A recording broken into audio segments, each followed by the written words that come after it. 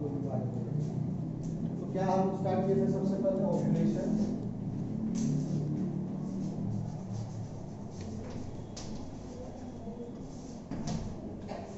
हम लोग देखे थे ओव्यूलेशन क्या होता है। Ovulation somebody can quickly recall it.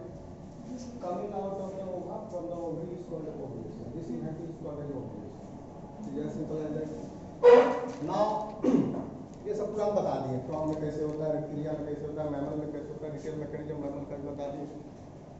इस टॉपिक का थोड़ा सा पोर्शन छूट रहा है, बोले कि खत्म हो गया, बट स्टिल ओव्यूलेशन कंट्रोल कैसे होता है। कंट्रोल and regulation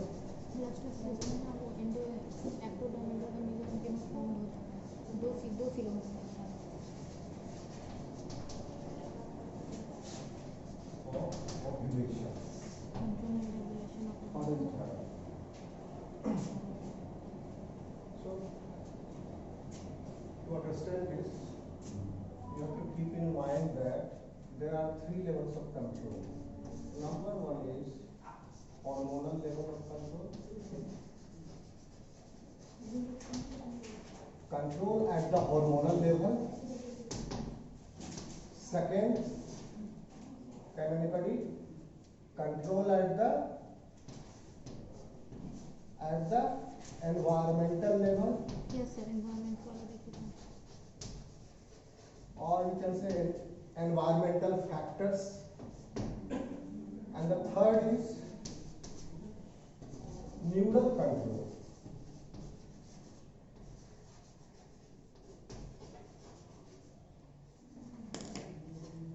सिंपल है, इसमें कोई बहुत ज्यादा दिक्कत नहीं होगा याद करने में, फिर भी किसी को याद नहीं होता है। तो मुर्गी का स्पेलिंग क्या होता है?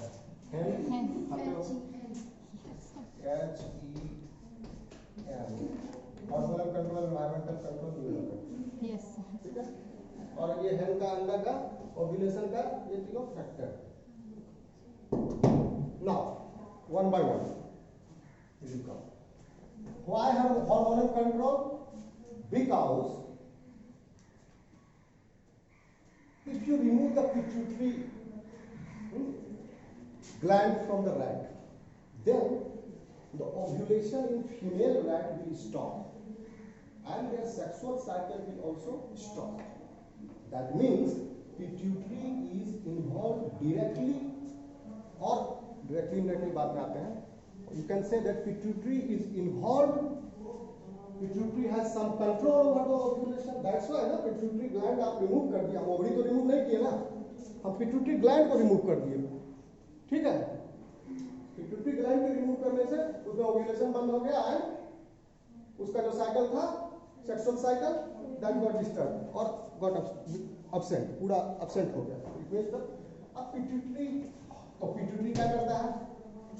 हार्मोन सिक्रीट करता है pituitary. So here it is the direct involvement of the pituitary gland on the ovulation process, because the hormones released from the pituitary gland is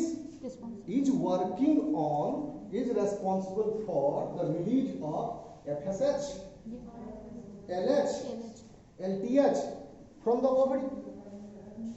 Okay? Pituitary gland से जो hormone आया, follicular stimulatory hormone, luteinizing hormone, LTH होता है, लुटियोट्रॉफिक hormone, लुटियोट्रॉफिक hormone, कहीं किसी किताब में ल्यूकोट्रॉफिक भी लिखा हुआ है, ल्यूकोट्रॉफिक भी ठीक है, ल्यूकोट्रॉफिक भी सही है, शॉर्ट में LTH. प्रोलैक्टिन का नाम सुने हो? प्रोलैक्टिन, LTH एक ही नाम उसका अलग है. सो हार्मोनल कंट्रोल कैसे है? पिट्यूटरी ग्लैंड क्या लिखने हम बोल के बता.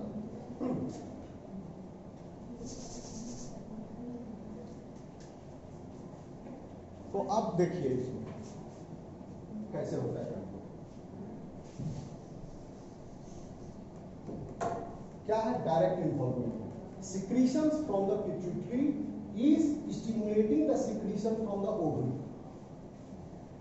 Basically, your secretion from the जो कि हार्मोन pituitary से आ रहा है, that is working on the ovary. वो हार्मोन्स को एक पूरा क्या बोलते हैं, गोनाडोट्रोपिन बोलते हैं. Yes, sir. And those hormones are secreted in the form of gonadotrophic complex. तो उसमें LH और FSH होता है, gonadotrophic complex LH plus FSH. अब देखिए इसका कंफ्यूजन होने की जरूरत नहीं है, फिर से सिंपल करते हैं इसको.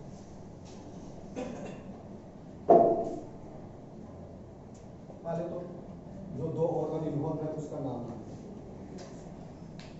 क्या है. पहला pituitary,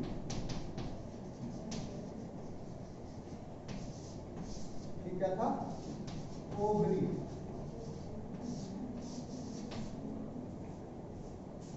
the secretions from pituitary and the secretions from ovary both are working in a fashion like a negative feedback mechanism. Pituitary से क्या निकला, गोनेडोट्रोपिन. क्या क्या निकला, नाम बताया थे अभी. Yes, sir. FSH और LH. FSH, LH. LH and LTH. इस FSH का क्या काम था. FSH क्या करता है. As the name suggests, follicle stimulating hormone. Yes, sir. Yes, sir. It does the single function. एक फंक्शन है फीमेल में, मेल में भी होता है FSH. ओके, मेल में उसका फंक्शन अलग है. स्पर्मेटोजेनेसिस को प्रमोट करता है, ठीक है. स्पर्मेटोजेनेसिस में काम आता है. फीमेल में FSH जो है वो क्या करता है, फॉलिकल ग्रोथ को स्टिमुलेट करता है. क्यों फॉलिकल ग्रोथ को स्टिमुलेट करने की जरूरत है, क्योंकि आपका ओवरी में जो रुका हुआ था मियोसिस, अरेस्टेड था. कहाँ पर, प्रोफेज के डिप्लोइड स्टेज में अरेस्टेड था. तो that time it requires a small amount of LH to release it from the arrested stage. LH is required. Initially small amount of LH is required. But LH का सिर्फ वहीं पर काम हो गया, एक फॉलिकल को आपको ग्रोथ स्टेज में इंट्रोड्यूस करा दिया. Then LH cannot work. In combination with FSH, then LH and FSH both in conjugation, it stimulates the follicle. Yes, Now the differentiation and maturation of the follicle. Women के case में क्या बोलते हैं, Graafian follicle. और जो lower animals उनको simple बोल दिए फिलहाल फॉलिकल, फॉलिकुलर सेल्स या फॉलिकल, ओवेरियन फॉलिकल, फॉलिकल. और LTH का क्या काम है अभी हम देखेंगे. एक तो LTH को क्या बोलते हैं, प्रोलैक्टिन बोलते हैं. एक तो मिल्क सिक्रीशन को, फर्स्ट टाइम में मिल्क सिक्रीशन होता है उसको इंड्यूस करता है. And the second very very important function that we are going to discuss after some time. Now इतना क्लियर है आप लोगों को, कुछ ज्यादा नहीं बताया, सिंपल बात बताया. पिट्यूटरी से 3 हार्मोन निकलता है. ये 3 हार्मोन में से तीनों का जो है ओवरी पर इफेक्ट है या कंट्रोल है या रेगुलेशन है, ठीक है. कैसे है, FSH जो है, FSH का फंक्शन है फॉलिकल का को स्टिमुलेट करना और उसको मैच्योर कराना, क्योंकि फॉलिकल के अंदर एग है, ओवा है, ठीक है. LH का क्या काम है, LH का 3 काम. LH का काम है, LH भी फॉलिकल को, फॉलिकल के ग्रोथ एंड फॉलिकुलर ग्रोथ में LH भी रिक्वायर्ड है. And LH what it does, 3 event होता है ओवरी में. ओवरी में जो भी प्रक्रिया हो रही है उसको आप ऐसे समझ सकते हो, before ovulation and after ovulation. बाद में तब आपको समझ में अच्छा से आएगा. बिफोर ओव्यूलेशन अभी हम क्या कर रहे हैं, LH जो है ओव्यूलेशन के टाइम भी लगता है.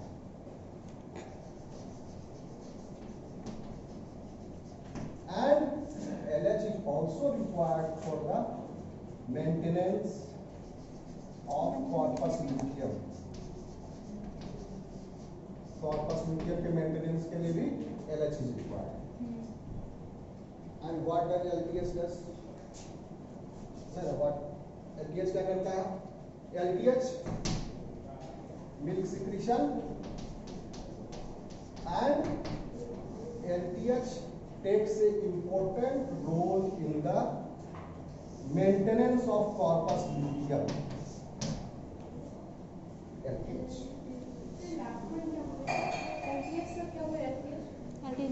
secretion first time. क्या last one, which last one? LPH.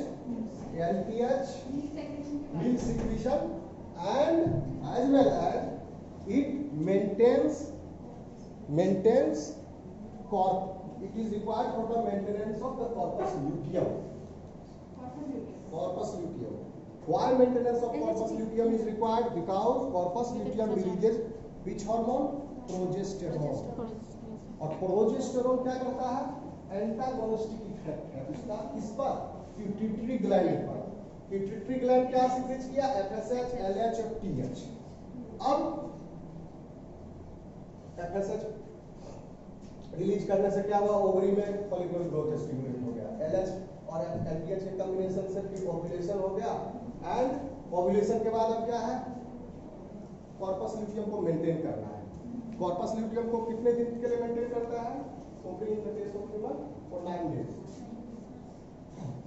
देखो ओवरी का दो फेज, या तो उसका फर्टिलाइजेशन होगा या फर्टिलाइजेशन नहीं होगा.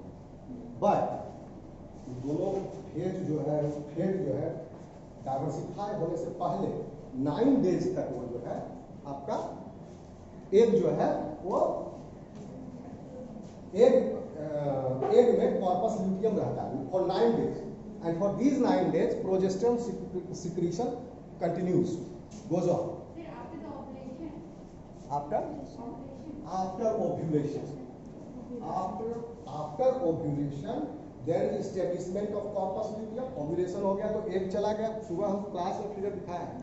एग हो गया, एंड एग जाने के बाद जो रिमेनिंग आपका फॉलिकुलर सेल्स, टिश्यू, फ्लूइड, कुछ ब्लड क्लॉट सब जो है, they are again enclosed and compacted, and that structure is called as corpus luteum.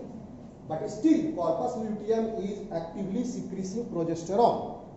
It continues secreting progesterone for 9 days, and because of the secretion of progesterone, because it has the antagonistic effect on the pituitary gland, then these gonadotropin secretion decreases. क्यों? क्योंकि आप ovulation के बाद progesterone secretion होगा. Progesterone ने क्या किया? Pituitary से FSH, LH और LPH का सिक्रीशन, सॉरी इसका नहीं, FSH का सिक्रीशन को डिक्रीज कर दिया. तो अब क्या हो रहा है? After ovulation till the corpus luteum is there, क्योंकि कॉर्पस ल्यूटियम भी फिर चला जाएगा. After 9 days dead egg plus endometrium का टिश्यू सब इन मेंस में निकल जाएगा मेंस्ट्रुअल पीरियड में. तो हाँ, तो जितने दिनों तक कॉर्पस ल्यूटियम को रहना, हमको क्या चाहिए? फॉलिकुलर का ग्रोथ नहीं होना चाहिए. गड़बड़ हो जाएगा ना. अभी ओव्यूलेशन हो गया, यहां से यहां तक इसका जेनेसिस चला. अब ओव्यूलेशन होने के बाद यहाँ कॉर्पस ल्यूटियम बना, इसको भी 9 दिन तक रहना है. ठीक है. तो इसके 9 दिन के मेंटेनेंस के लिए, कॉर्पस ल्यूटियम के मेंटेनेंस के लिए कोई फर्दर फॉलिकल का ग्रोथ शुरू ना हो जाए, ठीक है, कोई फर्दर फॉलिकल यहाँ तक ना शुरू हो जाए, उसके लिए क्या चाहिए? FSH नहीं चाहिए. तो प्रोजेस्टेरोन यहाँ से जो निकलता है वही FSH का सिक्रीशन पिट्यूटरी में रुकता है. सब एंडोक्राइन ग्लैंड है, ठीक है ना. तो सिक्रीशन जो है secretions are directly added in the blood stream. तो ब्लड स्ट्रीम पूरे बॉडी में घूमा, पिट्यूटरी से ब्लड स्ट्रीम में गया, वो फिर जब गोनाड में गया तो वहां वो FSH रिसीव कर लिया वो through special receptors, and then progesterone इसको डिक्रीज कर दिया. अब क्या होगा? 9 दिन के बाद अगर तो एक फर्टिलाइज हो गया तब, और अगर नहीं हुआ फर्टिलाइज तब. अगर फर्टिलाइज हो गया ए, तब कॉर्पस ल्यूटियम थोड़ा दिन के लिए और रहेगा. उस कंडीशन में LPH आ जाता है. There LPH establishes and maintains the corpus luteum for a longer period of time, but still it is a short period of time, because क्या होगा जब प्लासेंटल एनिमल में, फिर placenta takes over the control of secreting placental hormones that replaces the function of the progesterone. Progesterone जो है 9 दिन तक निकला. अब अगर फर्टिलाइजेशन हो गया तो फर्दर उसका नहीं होना चाहिए क्या? फॉलिकल्स, ठीक है. अगर फर्टिलाइजेशन हो गया तो then this corpus luteum is maintain for some days, still progesterone secretion continues and glomerular ये वाला पाथवे पूरा डेवलपमेंट ब्लॉक है। अब जब इम्प्लांटेशन हो जाता है फीटस का, after that placenta formation takes place and then the placental hormone takes the function और takes the control of this function of the progesterone. फिर कॉर्पस ल्यूटियम फिर डिजेनरेट हो जाता है एंड देन प्लासेंटल हार्मोन। उसके बाद placental hormone के function की वजह से पिट्यूटरी जो है एफएसएच तब तक सीक्रेट नहीं करता है जब तक प्रेगनेंसी में, जब तक गिविंग बर्थ नहीं हो जाता है। It is clear. अब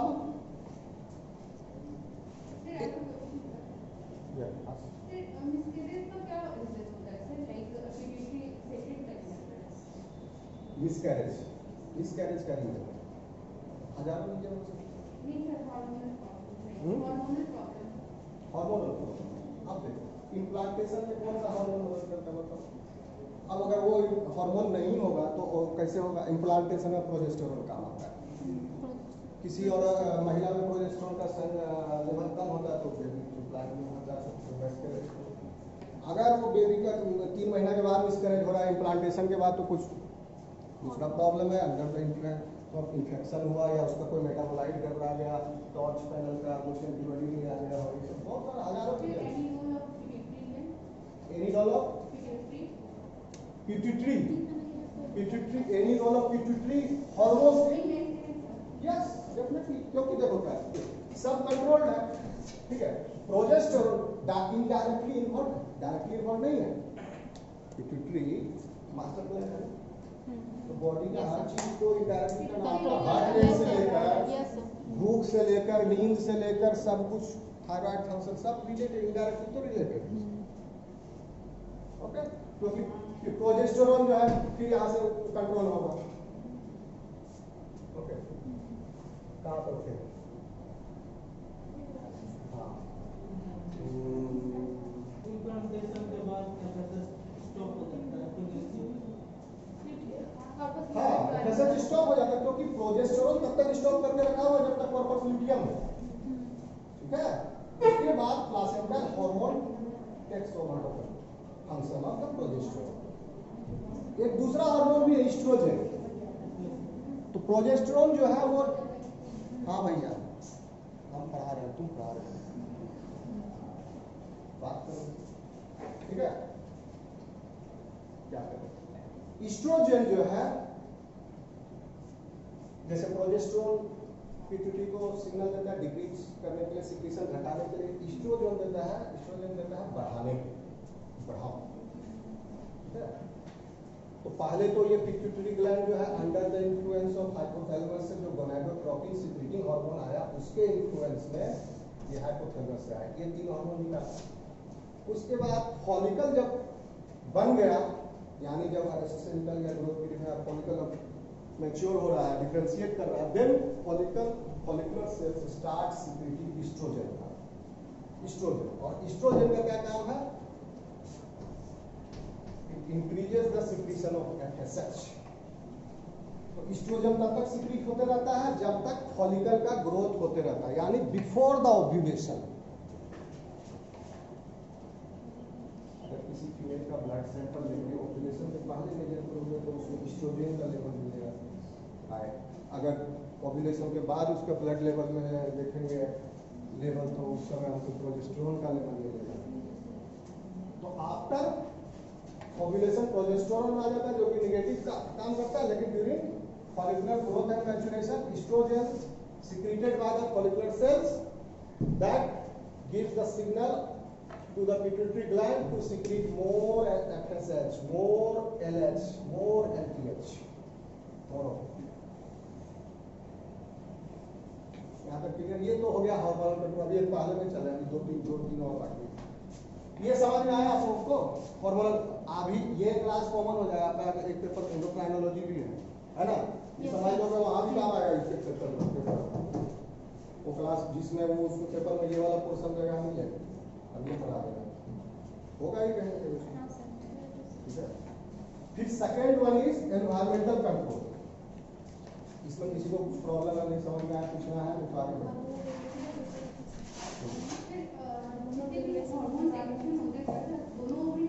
आवाज नहीं आ रहा है तो सुनाई दे रहा है। हाँ बोलो। हाँ बोलो, जोर से बोलो या अब बोलो। सर जितने भी हार्मोन्स है सर, तो सारे दोनों ओव्यूल में इक्वल सिक्रेशन होते हैं सर। तो in the terms of twin baby, sir एक कभी होता है ना सर कि एक बेबी रह जाता और एक नहीं रह जाता, तो सर दोनों में तो इक्वल हार्मोन्स के वो है सर, तो फिर ऐसा क्यों होता है कि एक बच जाता है और एक नहीं? ऐसा कहाँ बढ़ जाता है, चला जाता है? ऐसे एग्जाम्पल क्या बोलो बोलो। हाँ मेरी फैमिली में मेरी भाभी को हाँ क्या हुआ बताओ। तो एक बचा और एक नहीं बचा है। ट्विन था हाँ न्यूट्रिशन का भी तो करना होता है सर। तो उसका बोले ना thousands of factors can be responsible for फिर दिस। दोनों वो दोनों ठीक है ना? ट्विन कैसे होता है? ट्विन एक दो तरह का ट्विन होता है, एक होता है जिसमें एक किसी डिवाइड करता है। मोनोजाइगोटिक ट्विन, और इसमें दोनों आज same ही सुबह ही होता है। बताएगा, दो ओवरी होता है, किस वाले ओवरी से आएगा एग? राइट वाले से। कभी कभी दोनों से आ गया तो बेबी हो गया, है ना? तो दोनों बेबी जो है डिफरेंट डिफरेंट एग से है, बहुत डिफरेंट दोनों में होगा। हार्मोन सेक्रेशन तो आपने बताया ना सर, हार्मोन सेक्रेशन इक्वल होते हैं सर दोनों ओवरीज में। सर डिवाइड हो गया ना। प्रोजेस्टेरोन क्या किया? इम्प्लांटेशन में हेल्प किया। एक एक आया ना ओके, कोई डिवाइड कर दिया। इम्प्लांटेशन हुआ होगा मे बी दोनों का। क्या इम्प्लांटेशन कहाँ हुआ? यूटेरस कभी में। दोनों आ जाता है। यूटेरस में एक ही जगह तो दोनों इम्प्लांट होगा नहीं, दो हाँ। अलग अलग जगह होगा इम्प्लांट। ये तो सब बहुत सारा थोड़ी फैक्टर expected है, होगा। you have to take into consideration। आपको पूरा उसका किस लेवल पर हुआ मिसकैरेज, कौन से मंथ में हुआ, इमीडिएटली आफ्टर द फर्टिलाइजेशन थोड़े हुआ मिसकैरेज, हुआ होगा कब हुआ, कौन सा मंथ में हुआ? अगस्त के आसपास है। नहीं हाउ मेनी वीक्स? 5 मंथ। तो कुछ मेजर प्रॉब्लम और हाँ मेजर प्रॉब्लम मतलब मेरा मेजर कंसर्न है सर कि अगर हार्मोन्स के कारण होता है तो दोनों होगा, अदरवाइज हाँ बोले हार्मोन्स की वजह से it is very less like, very less like, but still क्योंकि वी आर नॉट मास्टर, हम लोग को एक यूनिसेलुलर सेल के अंदर 2000 से ज़्यादा मेटाबॉलिक पाथवे होते रहता है पर्टिकुलर टाइम, 10,000 से ज़्यादा मेटाबोलाइट्स होता है, इतना सारा पाथवे सब इंटरलिंक है, तो हम रूल आउट नहीं कर सकते हैं, but it is less likely. और एक टॉर्च पैनल है, टॉर्च पैनल टेस्ट आप लोग जान लो, कभी प्रेग्नेंट हो गई करवा लेना चाहिए। टॉर्च पैनल फिर क्या होता है? एक्चुअली होता है, इसका नाम है CORCH, torch panel. At least first pregnancy में करवा दो, बिकॉज ये क्या है, इंडियन सब कॉन्टिनेंट और ये जो क्लाइमेट है यहाँ पर बहुत तरह का इन्फेक्शंस है, और कुछ इन्फेक्शंस जो ऐसा है जो एडल्ट को अफेक्ट नहीं करता है बट ग्रोइंग बेबी को है स्पेशली अफेक्ट करता है। तो 20 और ये 10 तरह का होता है ऐसा पैथोजन, जिसको 5 ग्रुप में बांटा है, उसी का नाम है टॉर्च पैनल। T से होता है, नाम हो गया, R से रुबेला होता है, क्या होता है सर? रुबेला। रुबेला। हाँ इसका तो नाम सुना है। क्या होता है? T से देख लो, मोबाइल गूगल में सर्च करके देख लो, इसको कलेक्टिव। R से रुबेला होता है, C से साइटोमेन होता है, इसी तरह होता है, और इस सब में फिर 1 और 2 होता है, दो स्ट्रेन है, तो टोटल 10 टेस्ट हो जाता है, मतलब थोड़ा कॉस्टली है ये। एनीवे, तो वो भी हो सकता है, ये भी, इसमें से कोई एक रहेगा इन्फेक्शन, तो वो बेबी को फिल करने के लिए सफिशिएंट है। Toxoplasmosis, rubella. Rubella, cytomegalovirus, हार्पिस, HIV, हार्पिस, ये हार्पिस 1 और 2, साइटोमेगालो, रुबेला, वो से क्या बताया? वो से क्या बताया?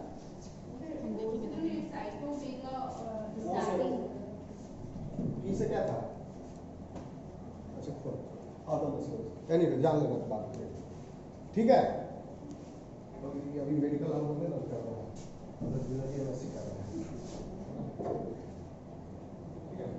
तो डॉक्टर से रिपोर्ट देखोगे, 10-15 रिपोर्ट, अल्ट्रासाउंड हर महीना का देखेगा, पूरा TSH लेवल, बहुत बोले ना हजारों फैक्टर, TSH फैक्टर भी होना चाहिए, हर ट्राइमेस्टर में TSH का प्रेगनेंसी में लेवल अलग अलग होता है, उसमें भी ऊपर नीचे हो गया तो गड़बड़ होता है। कहाँ तक थे? एस्ट्रोजन हाँ, तो एस्ट्रोजन बता दिए और कुछ नहीं है इसमें। एस्ट्रोजन का फैक्टर सर। हाँ, एनवायरमेंट। Environment। अब आता है एनवायरमेंटल फैक्टर। ये थोड़ा मजेदार है। मिटा दें इसको। इसीलिए हम बीच में रखे इसको एनवायरमेंट। इन दोनों का टेस्ट एक जैसा है, बीच में थोड़ा ये सैंडविच हो गया। बनाने में ठीक है, ये थोड़ा दूसरे टाइप का अभी बताएंगे। ये फिर कहोगे सर ये पहले वाला जो बता रहे थे वही नहीं।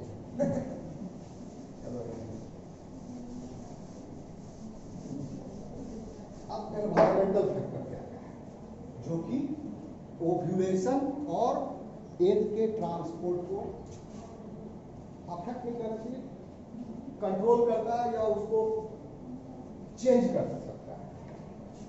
2000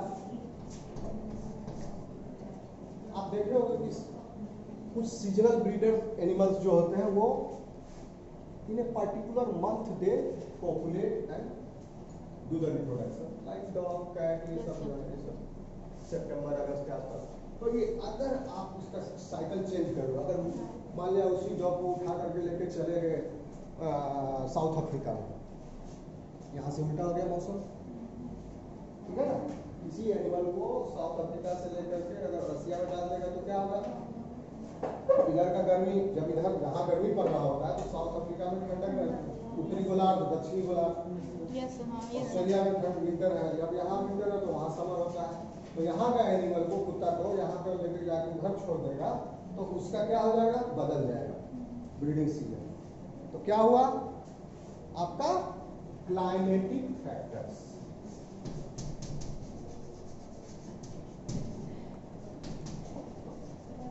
लिख दोगे animals,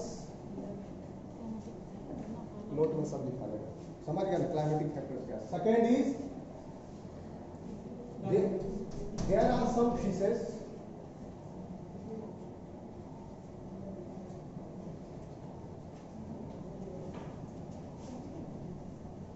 which live in marine water but they lay eggs in the fresh water. Discovery वगैरह को देखोगे तो दिखाया रहता है खारा पानी में, लेकिन अंडा देने के लिए मीठा पानी में आता है मछली, ठीक है ना। क्यों करता है ऐसा, उसके जो न्यूली ग्रो बेबी जो ग्रो होंगे उसको खारा पानी सूटेबल नहीं है, वहाँ नहीं ग्रो, मीठा पानी उसको चाहिए। अब जब ग्रो हो जाएगा तब वो खारा पानी बर्दाश्त कर लेगा, इसलिए वो प्रजनन करने के लिए कहाँ पे मीठा पानी में। कमजोर होता होगा, सलाइन वगैरह तो टूट जाता होगा। तो जब मीठा पानी आ रहा है तो कैसे आना मीठा पानी, समुद्र में खारा पानी उड़ते तो नहीं आ जाएगा मीठा पानी, कहाँ समुद्र में खारा पानी। जहाँ पर नदियों के मुहाने होते हैं, समुद्र से जब नदियाँ मिलती हैं, जहाँ खारा पानी मीठा पानी मिल रहा होता है तो वो धारा का गैस तैर करके नदी में घुस जाती है और मीठा पानी में जा करके अपना अंडा उंडा देकर फिर वापस समुद्र में आ गया। फिर बाद में वहाँ जो हैश हुआ सिबलिंग्स का, सिबलिंग बोलते हैं उसको, वो फिर आकर के यंग वंस फिर बाद में माइग्रेट होकर के समुद्र में। तो ये हो गया। तो क्या हुआ, Tide.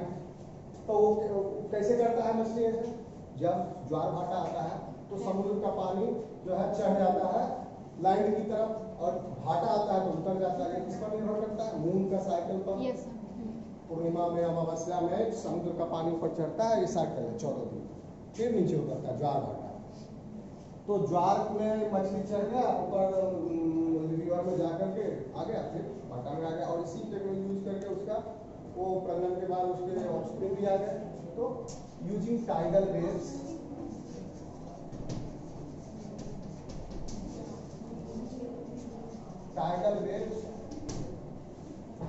some of the organisms lay eggs in the fresh water, but they develop into adult in the after developing into the young ones, they migrate back to the marine water.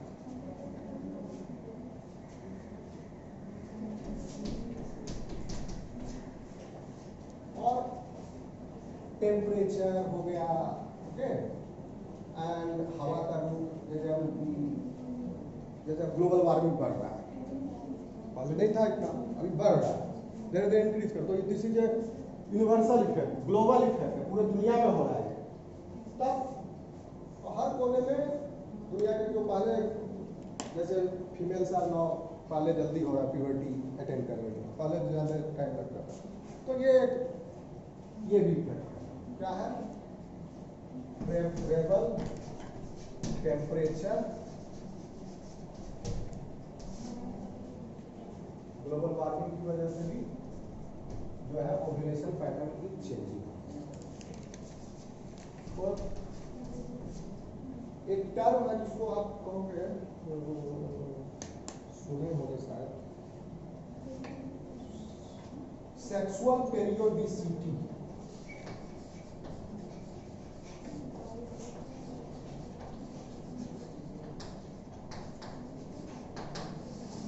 Sexual periodicity particular period पहले वो set कर सकता है ऐसा। तो जो समझ में आया वो बोल दिए, शब्दों पर मत जाओ, है ना? इसमें तो लग रहेगा कि थोड़ा थोड़ा पीरियड के बाद सेक्स करना है। ऐसा कुछ नहीं है। सेक्सुअल पेरियोडिसिटी मतलब ये पेरियोडिसिटी किसका है? लाइट का। लाइट फोटो पीरियड ठीक है? तो किसमें ये देखा गया? एक बहुत इंटरेस्टिंग एक्सपेरिमेंट है। अरे वो एक्सपेरिमेंट होता है। नो सर, एक्सपेरिमेंट तो नहीं पता, लेकिन इसके बारे में तब देखो एक्सपेरिमेंट से समझ जाओगे कि होता क्या है।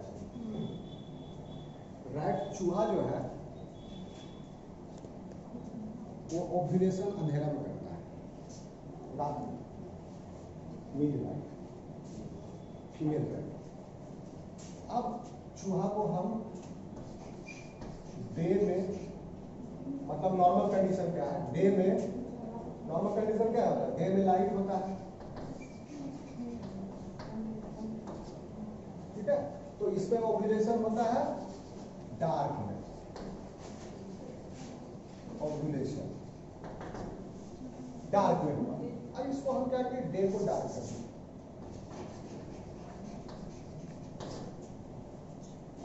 डे को डार्क कर दिए तो 2-3 दिन के बाद वो चूहा जो है डे में ओव्यूलेशन करने लगेगा, यानी जो घड़ी से टाइम नोट करोगे उस टाइम पे दूसरा करोगे।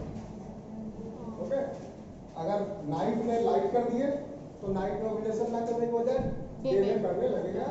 This is called as sexual periodicity, यानी सेक्सुअल पैटर्न एक लाइट का सर्टेन इंटरवल के बाद, पीरियड के बाद changes. This is sexual periodicity. तो ये जो हुआ, जो हम चेंज कर दिए, this is because of the sexual periodicity.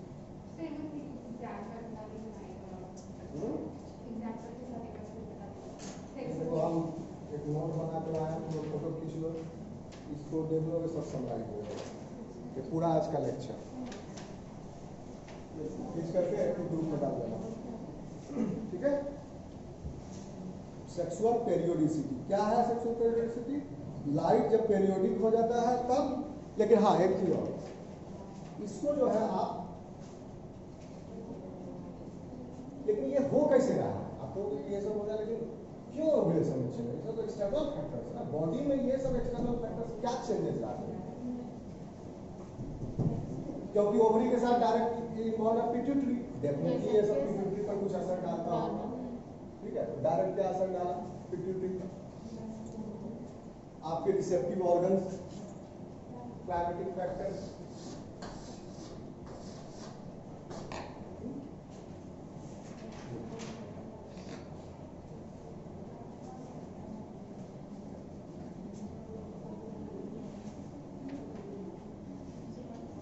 खासकर इसको हम इसके कैसे ये सेक्सुअल पेरियोडिसिटी कैसे आया, लाइट कैसे इंड्यूस किया, या लाइट कैसे इनहिबिट किया ओव्यूलेशन को? यहाँ क्या कर रहा है? लाइट इनहिबिट कर रहा है ओव्यूलेशन को। कैसे किया? आइए साधारण आंख से देखते हो कुछ भी चीज, एनी कंटेंट जो भी आप देखते हो, कोई इरोटिक कंटेंट तो आंख से ही देखा, then the stimulus goes to the brain and then the person becomes excited. तो यहाँ पर भी क्या हुआ? Eye works as a photo receptor and then from the eye through the optical nerve से सिग्नल गया ब्रेन में, and the from the brain inside the brain hypothalamus is there, then hypothalamus releases the gonadotropin releasing hormone, and then gonadotropin releasing hormone works on the pituitary. Okay, so there is the indirect involvement of these factors, क्योंकि pituitary directly involve है और ये सब factor जो है pituitary को involve करता है। पेरियोडिसिटी क्यों कह रहे हैं? क्योंकि रैट जो है हमेशा आज रात में अंडा दिया, कल रात में देगा, या जो उसका ओव्यूलेशन का टाइम है पीरियड पेरियोडिक है। समझे बात को? ऐसा नहीं है कि पहले गैप था उसका 36 घंटा का, बाद में गैप हो गया 12 घंटा, कभी 24 घंटा, कभी 56 घंटा। नहीं, निश्चित गैप है। और अब अगर दिन रात में हो रहा है तो फिर उसी सेम गैप के बाद ही रात आएगा, दिन तो आएगा नहीं, कॉन्स्टेंट गैप रहेगा तो बार बार होगा। और अगर दिन में है तो दिन में आ रहा है, आपने चेंज कर दिया, थोड़ा दिन एडजस्ट होने में टाइम लगेगा। दिन में अगर उसको ओव्यूलेशन करा दिए अगले दिन ही करेगा, रात में अब नहीं कर सकता है। तो हम रात में अंधेरा कर दें तभी वो नहीं करेगा। धीरे धीरे वो एडजस्ट होगा। एक फिक्स टाइम पे बाद ही करेगा सर। ऐसा स्विच के जैसा नहीं कि हम रात में हम लाइट कर दिए तो रात में अचानक से बंद होगा। स्विच धीरे धीरे करेगा, टाइम धीरे धीरे शिफ्ट होगा। हाँ, ऐसे अचानक से बढ़िया नहीं से होगा। तुरंत नहीं होगा। तो रैट में हो सकता है, मतलब सब में हो सकता है, करने की जरूरत नहीं है। सर इसका सिर्फ रैट ही एग्जांपल है सर सेक्सुअल पीरियोडिसिटी का, और भी जैसे कि जीन वगैरह भी तो जैसे उसका भी एक दूसरे से लिंक करती है। हाँ, तो लाइट का जहाँ भी ओव्यूलेशन पर होगा लाइट का इफेक्ट, हाँ लाइट का पेरियोडिसिटी का, वहाँ सब में सेक्सुअल पेरियोडिसिटी रहेगा। खोजो ना, हमको अभी एक एग्जाम्पल देखो पेरियोडिसिटी और कहाँ होता है। रैट में बताया तो और भी मैमल्स में होगा। हाँ सर। ओके, आगे बढ़े। क्या काम? अब तीसरा मोटा मोटी 3-4 पॉइंट है। Neural control. क्या बोला था? नहीं सर, लास्ट न्यूरल कंट्रोल। अच्छा हाँ बचा है क्या चीज़? Neural control. हाँ, न्यूरल कंट्रोल समझ लो कि जैसे ये भी ब्रेन से ही related. because nervous system is having the control over the function of the ovary or the function or the ovulation. This is because the pituitary gland was having the direct control over the ovulation. That's why the hormonal control. And this is why environmental control, because these environmental factors are having the exerting the pressure or having the regulation or control over the ovulation because of these factors. Now the neural control, because the nervous system is also involved. Nervous system is involved in which way? Indirect way. हाँ, indirect। जैसे environmental factor environment में था कि तू pituitary को कर रहा था कंट्रोल, उसी तरह न्यूरल कंट्रोल भी क्या है? पिट्यूटरी को कंट्रोल कर रहा है थ्रू नर्वस सिस्टम। तो आपका हो गया hypothalamus.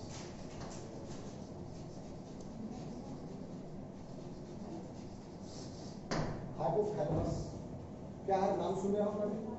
Yes sir. Part of brain, endocrine function, and plays a very important role because it controls the pituitary gland. पहले लोग pituitary gland को master gland बोलते थे, but is pituitary gland master gland? No, because pituitary is slave of hypothalamus. So hypothalamus induces pituitary to secrete gonadotropins. बता चुके हैं FSH, LH, LPH। Hypothalamus से कौन सा हार्मोन आया? Gonadotropin secreting releasing hormone. Okay, GSH का लो या पूरा लिख देना। अब पिट्यूटरी का दो भाग होता है, anterior pituitary portion and posterior pituitary portion. Adeno hypophysis and neuro. सुना होगा ना? एडिनो हाइपोफाइसिस से क्या क्या निकलता है? एडिनो हाइपोफाइसिस शॉर्ट में लिखा है, एंड न्यूरो हाइपोफाइसिस। कौन कौन सा हार्मोन निकलता है? सर न्यूरो का याद है, एडिनो को भूल गए। न्यूरो का अभी तो सब हार्मोन का नाम हम बोले, LH, FSH, FSH, LDH, यानी तीनों हार्मोन जो है एंटीरियर पोर्शन से निकलता है एडिनो हाइपोफाइसिस से। FSH, LH and LDH। ये तीनों से ना। और न्यूरो हाइपोफाइसिस से क्या निकलता है?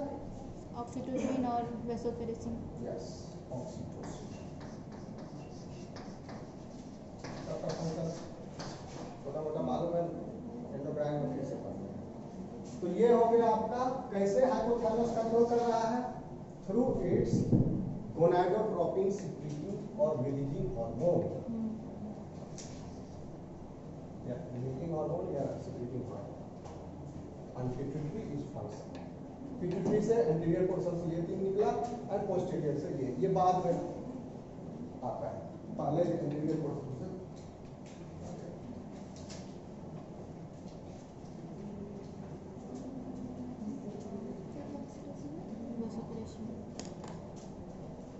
ठीक है. So this unit of your syllabus is completely here. आप लोग इसका फोटो ले लो, एक आदमी ले लो, वो मेरे दे दो,